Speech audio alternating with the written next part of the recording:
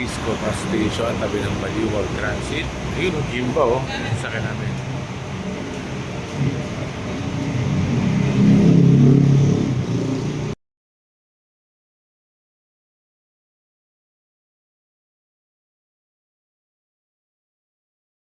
Andito na kami. 10 AM dumating kami ng Gimba, Cisco Gimba Bus Station. 3.5 yung biyahe. Tapos sinundo kami ni Romel. Ayan oh. Mel, Eileen, mga anak niya. Dito na kami sa bahay. Yes! May bakod nang ginagawa. Ayun oh, ginagawa na yung bakod. Tubig na na eh. Nakikita ko yung water pump ah. Ayun oh. Tumaas na rin yung poso.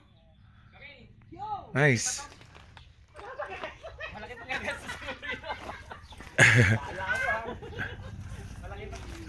Ay, si Romel, kuya ni Camille, yung naka-blue.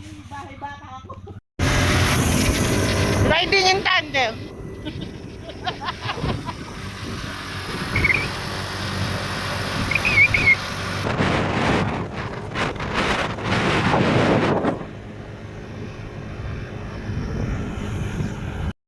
We're here na sa aming errand.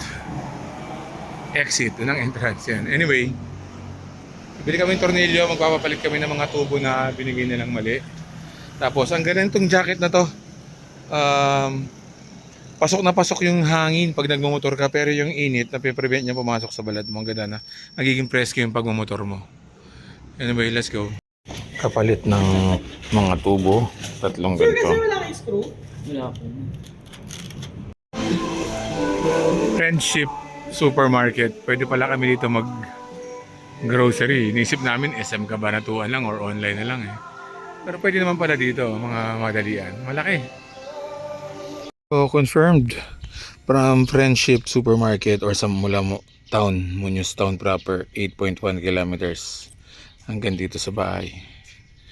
Ayaw rin ha, para na akong Green Valley.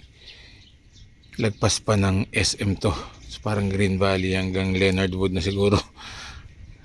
Soto Grande siguro ganun. Anyway, here's the house. There's nanay. Ito yung common area. So, nilagyan na nila ng pintuan dito kasi sasarado na. Hinihintay yung jealousy sliding. Si Kuya. Hi, Kuya. No.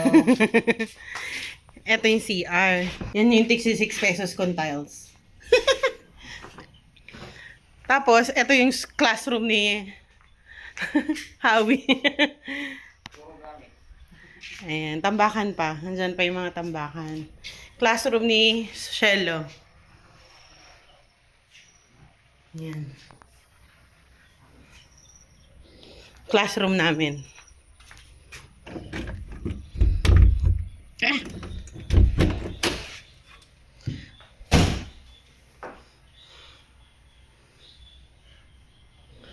Update, hindi na kami nakapag-vlog hapon. Si nanay, nataga yung daliri niya. Ayan, ah. Hindi ko na videoan yung pagturok sa kanya ng anti-tetanus. Siyempre bawal sa mga ganun. But dito kami ngayon 7-Eleven. Nagigising lang namin. Galing kami ng Nuevo Hotel. Pero ito, punta na kami sa bahay. Sana doon na kami makatulog ulit. June 1 nung nakatulog kami rin. Dadating na yung kutson ni Howie.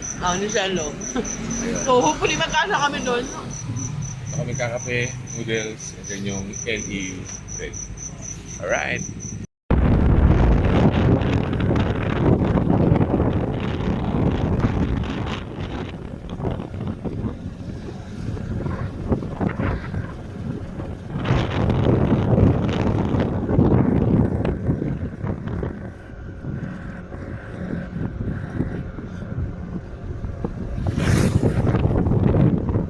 Bird!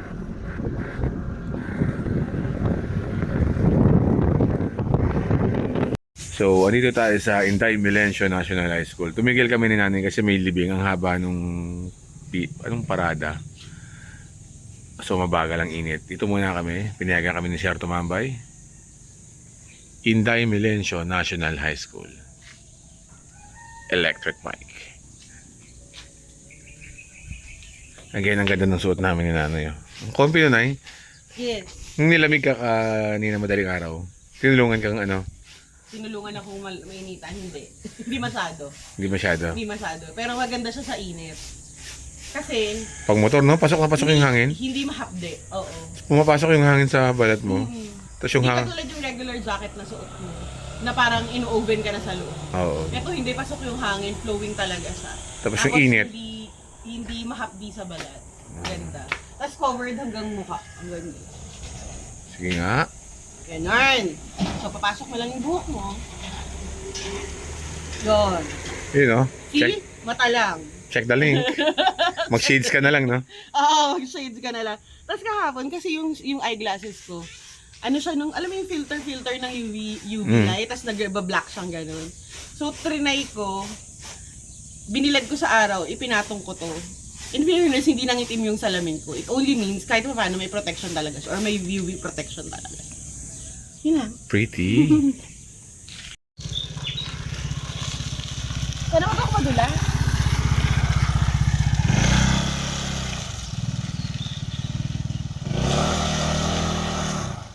One down. Nabilad namin yung kutsyon. Dati namin yung kutsyon yan sa Baguio. Ngayon, gagawin na lang namin sa sofa. Papalagyan namin ng cover, upholstery, gano'n. Pero, yung gagamitin namin kutsyon ay bago na. Umorder na kami sa Shopee. Kasi yung kay Shelo pa lang 90 centimeters lang yung lapad. Yun. So, dapat nakabitin namin yung aircon. Tapos, mag-grass cutter kami mamaya dito. Yun yung mga gagawin natin habang wala yung mga gumagawa. Parang di tayo naka-estorbo sa kanila. So, one down. Na-assemble na natin tong lababo natin. Galing Shopee. Ayan siya.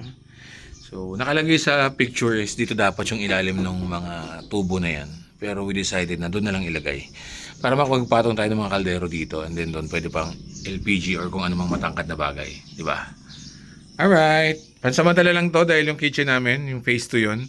Diyan talaga siya pahaba dyan. Tapos yung bakod pwede pang iusog doon or pag magbago isip or pwedeng dyan na lang sa may left side kung nasan yung kutso nakabilad. Maraming pwedeng mangyari depende sa budget. So for now, ito muna. Itong living area na to na magiging bedroom din. Kasi magkakaroon dyan ng sliding door. And then dito jealousy ulit. Jealousy dito sa likod ko para syempre breeding house nga. Lahat ng itong hangin-hangin, no. Ganda. Ito mo yung palayan gumagalaw talaga. And there's nanay, nagawalis. So ito na siya. Ito na ang finished product. Finished product daw. Anyway, daan na lang ng tao tsaka ng motor ito. Hindi pa natin tinambakan to tsaka to. Siyempre wala namang gamit pa. Dahil yung mga naiiwang bato rito doon, baka gamitin pa nila next week or bukas. Kasi tatambakan pa yung harap namin eh. Baka bistayin pa yan. May mga buhangin pa yan eh. So, para hindi lang maputik pag dumaan yung motor. Hindi ko mapad yung lupa. Ito sana matuyo. And the river is saying hi. Hello, river. Palayan, hindi na to kay Mami Janet. Pero ayan, yes. Sa paligid ng bahay. Whew. Let's go. Quick update. Nakabit ko na yung aircon. Temporary lang yan kasi lalagyan pa namin yan ng bracket sa likod para may pangsalo. Meron lang kasi siyang bakal temporary. Tapos papasok pa namin ng medyo ng kaunti siguro. Tapos nahanap ko na ang speaker. Alright, magsasounds kami rito para walang as.